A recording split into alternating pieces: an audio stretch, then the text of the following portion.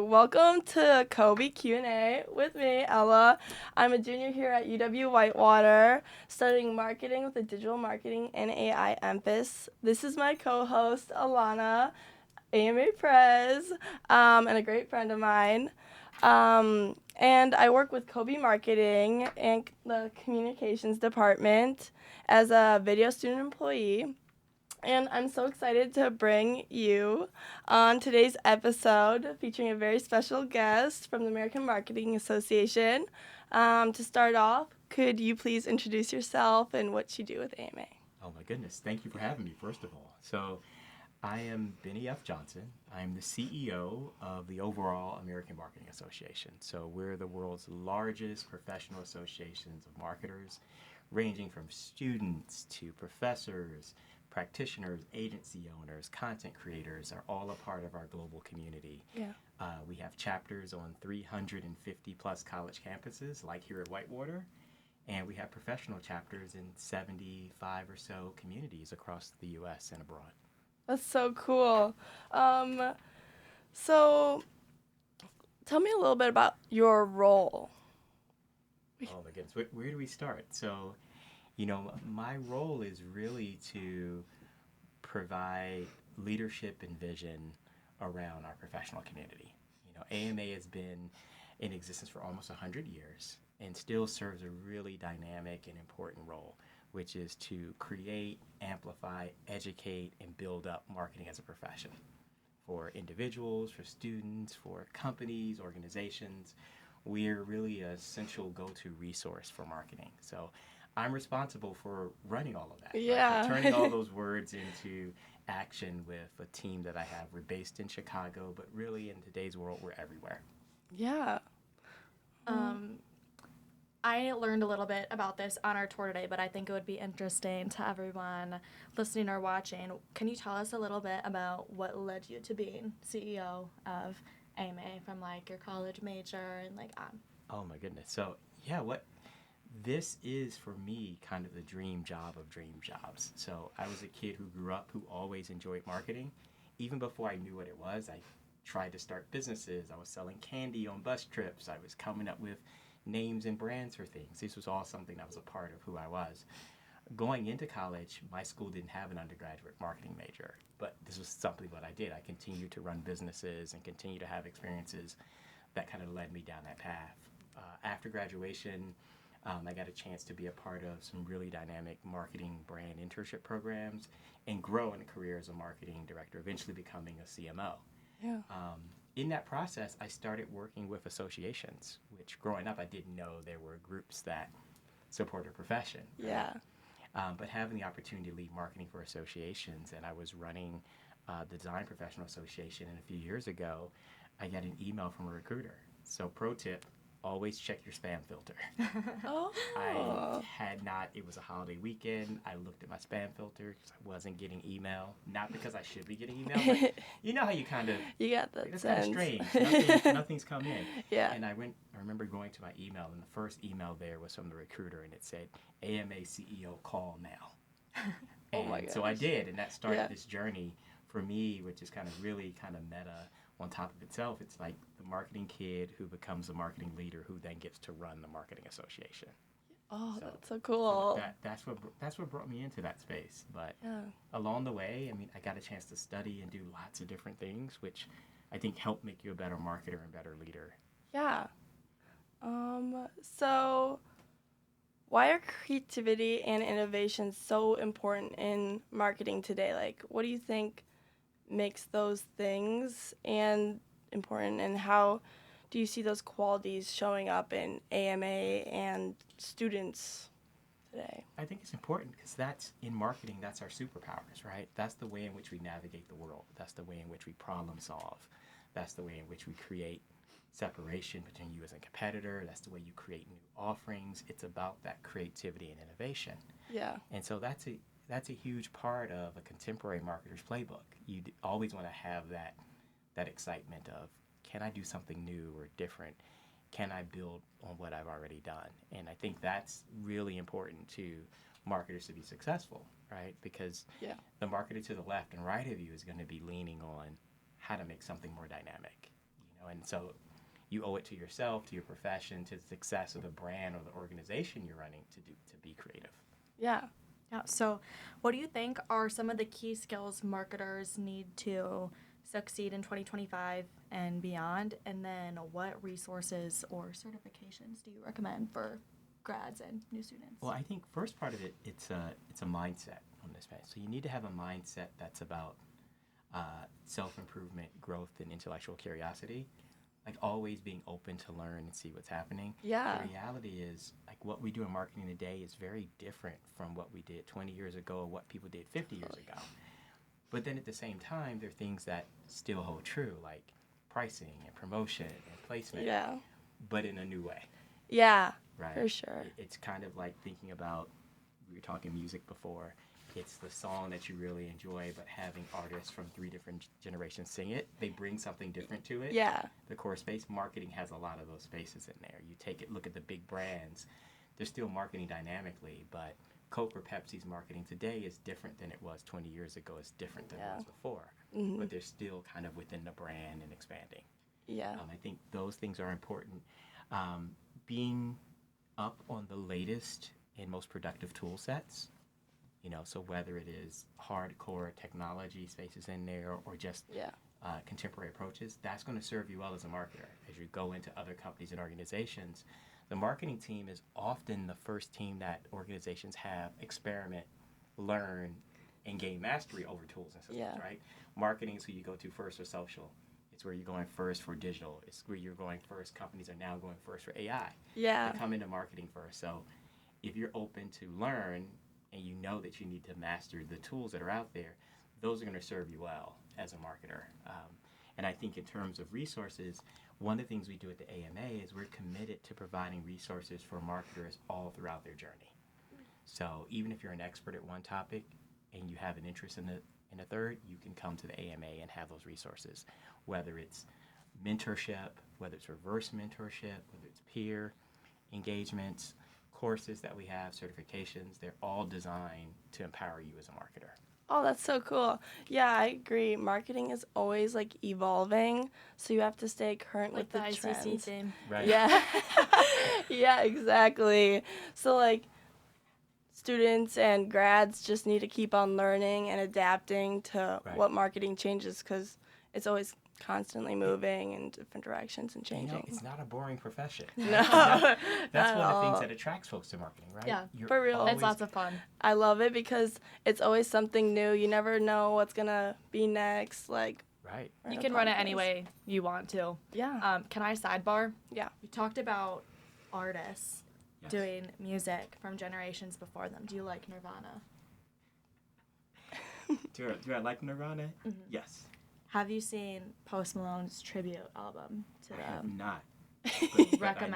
I need He to does do that. covers on like Pearl Jam. I love Post Malone. Sorry, it was just a sidebar since you said that, and that was something that just happened. I So. love It that. just happened. I've been on the plane, so I missed the drop. It's okay. It's all right. Sometimes there's covers that are better. Like the Pearl Jam cover of Last Kiss is so much better than the original. So now we're going to spark debate with the podcast. I don't know. You don't know? It's pretty much done. It's not a debate. Yeah, it's not a debate.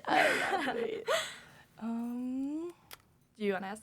Do you want to go? Sure. Okay. So, from your perspective, why should employers take notice when a candidate has been involved with an AMA collegiate chapter or competition, like thinking like sales as well? Oh, because they're just better. Yeah, see, I said that with all the bias that I should have as the CEO of the AMA. But, in terms of marketing and making a statement, we have to be able to back it up, right? Because if not, it's just puffery. So we're not going to do that. We're going to have quality marketing here to say, if you're a part of the AMA, you get the fact that you've been well-trained, you've been challenged, you've been coached, you've had a pace that you've been forged to have the tools you need to be a marketing person of success, right? You've had the experience of being around others who are your peers and colleagues and friends who are trying to be better and encouraging you to be better at marketing. I think if you're an employer, this is a great, heads up compared to someone else going to be coming in without that, right? You're going to have a resource. If you get stuck at work, you've got people you can call, whether they're professors or friends. You've also been exposed to marketing in a lot of different ways, so you have things to pull from, like stories and cases to pull from, as you've seen. You've also learned through the course of the work you have here at Whitewater and your classes that you have skills and tool sets that you can pull from. Yeah. I think those combination of resources, network, support, and action make you a better candidate. Yeah. You know, with someone who's coming to the table without those things. Yeah, totally. Like, I just had an interview this morning, and they were like, what has AMA done for you? And I was like, I don't think I'd be the same person that I am today as, like, a marketer and a business professional without AMA because of all the skills, competitions, and just learning opportunities we've had through it. Yeah, I feel like everyone in our chapter specifically Yeah. has had that similar growth. So, like, during our dinner at ICC, I was like, the last time I cried in front of a group of people was presenting because I was so scared, and now I have presented case 2 years in a row. And I would have told you were crazy if you would have told me that in high school.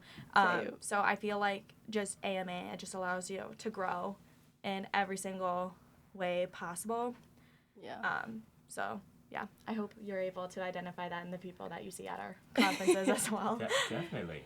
Yeah, well, as members of the UW-Whitewater's AMA chapter, we'd love to know what, if anything, stands out to you about our students engaging with the organization, the ICC competition, or profession overall, and what do you think sets our chapter apart? Oh my goodness, you're asking me if I know the secret sauce to Whitewater. It's a loaded question. I would It's tell kind of those a lot. listening in this space and others, one of the things that blew me away when I first came in this role 3 years ago was just the sheer presence and pride that the Whitewater chapter. You're always one of the largest chapters to show up at ICC, but also always dialed in the most pleasant yet competitive way that we've ever seen. And to hear other chapters, you know, say they're coming for Whitewater because Whitewater is seen as the mark of excellence, but in the most positive way ever. It's like Whitewater's the nicest group of people, and it's fun to see. It's that Midwestern culture. They're like, I want to take them down because they keep winning, but they're just so nice. I overheard someone like that in the bathroom. They're like, oh, like, I don't want to like Whitewater, but they're all so nice. And I'm like, well, I'm glad we have that going for us as well. You know, it's a beautiful thing. You've run the table for lots of years in a row. So it's one thing to have, and I think that's a reflection of you as students, of the programming community, of your faculty advisors, of everything working together. Shout out to Jimmy and Andy and everyone else. Yes, they're all great. That they've done the things to build a culture of the success, which is not just about the awards you win, it's about the community that you create. And I think it's powerful that other students from around the country see you all as a community model. Yeah. I want to be like them, which is a powerful thing to have. So Yeah. I see that. I don't know if that's your secret sauce. I don't know if that makes you better in the competition. I don't know if you have some type of, you know, deal with a mythical creature. I don't know what.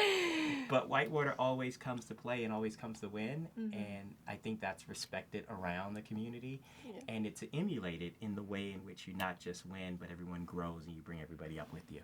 Yeah, I feel like something that's just been so heavily communicated from like the first meeting a freshman goes to, or if someone's joining as like a sophomore or a junior, it's just like being as welcoming as physically possible. Like we definitely want to make people feel welcome so they feel safe coming back, because no one wants to come to an organization where there's like you walk in and everyone already has their group. So that's been a really big like foundation for our success. And then a mantra that Andy Dahl has been saying is win graciously, lose graciously, and just kind of having that mindset not only for competitions but just for like any interaction that you could have collegiately or professionally. Yeah, totally. What excites you about the future of AMA and in the direction it's heading, especially when it comes to the collegiate level and student involvement? I think moments like this, So your students here, and you put together a full-on podcast.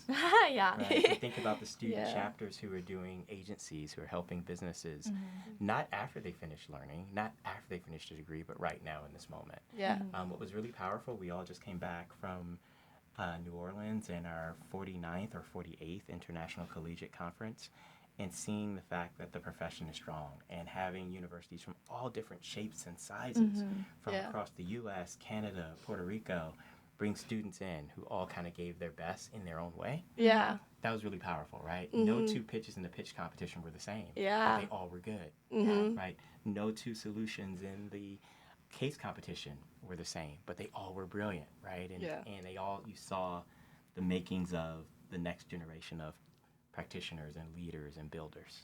Yeah. I personally love talking to people and the pitch line. Like, it's one of my favorite Yeah, pastimes. Yes. I'm like, give me your entire life story, but I'll give you your cool down time before you go in. And then, like, hype them up, hold their stuff. But there's definitely a community at those international AMA events, which is so much fun to experience. I love watching the pitch line just snake up and down the stairs, and I periodically walk in and just hype up like 5. The lines just continue to go, and you can always see everybody's like getting in their zone and going through the pitches. Yeah, there's like, my favorite part about ICC pitch is, other than talking to everyone, it's just the different levels of people. So like, I was like, okay, like I already know this. It's just talking about me, and then there's some people who are just locked in, headphones, like, cannot be bothered. And then there's other people like, let's connect on LinkedIn. Let's start like a LinkedIn connected line. So it's very fun. I definitely feel that like community, like family aspect when you're at ICC, and I can see like all the different places just coming together, all connected, and that's there's cool to see. a community regardless of chapter, and like even though it's a competition, like everyone is like, we're all doing the same thing, we all have the same end goal. So like seeing that support, I'm sure for you has been like extra Very, very powerful. awesome as well. Yeah. I made up a word for it.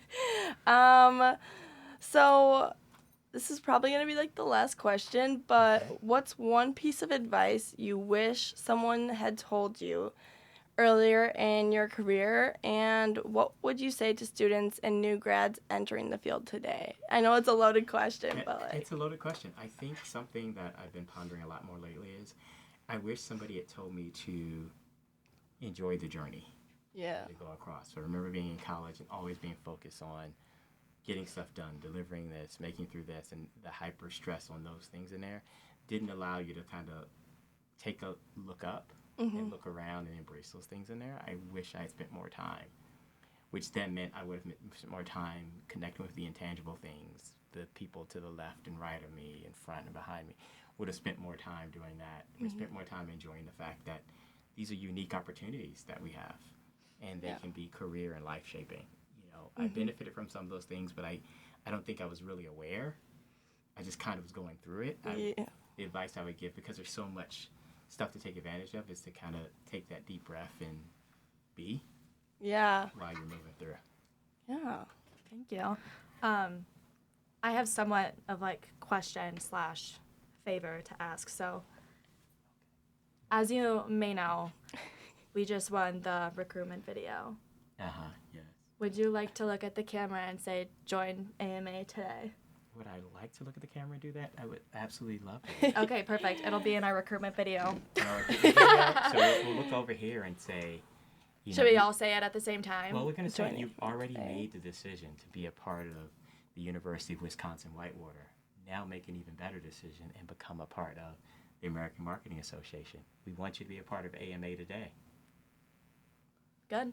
And then the three of us at the same time, we can say, join AMA today, and look at the camera. Right, let's do it. Okay. 3, 2, 1. Join AMA today. Perfect. And then I'm going to put you on the spot here. Again? Do you have a perfect pitch ready? I thought I just gave one. What's again? Okay, what are we doing here? I don't know. I was just wondering if you had one. Because in the elevator, people were like, oh, AMA marketing, give me your elevator pitch right now. And I was like, I didn't write it yet. No, you should always be ready. But, yeah. you know. It's okay. It's okay. It was just a little joke for me. You just wanted me to be. I thought I just gave you a pitch. I think that counts. Yeah, that can count. Does that count for us for this Yeah, time? that counts. Yeah, that counts. Totally. What else am I pitching? I don't know. Like, that you're lit. Oh my gosh. Okay, well, Well, thank you so thank much. you so much. Thank you all for taking the afternoon, and thank everybody for listening to us. Yes. Yeah, and thank you for all your support through AMA and like your guidance and advice. And to everyone listening, thanks for joining us and for this special episode of CoBE Q&A with me, Ella, and featuring the one-on-one conversation with you. It's been a pleasure talking to you. Thank you. Likewise. So honored that you guys have me here. Yeah. All right. Do you want to say this part? Which one over here? Oh, make sure you follow us at UWW_CoBE and at AMA Whitewater for more information and updates on what's happening here. Great work. Great. Stay tuned for more. Perfect. Bye. Bye. I love that you just kept putting me to work here.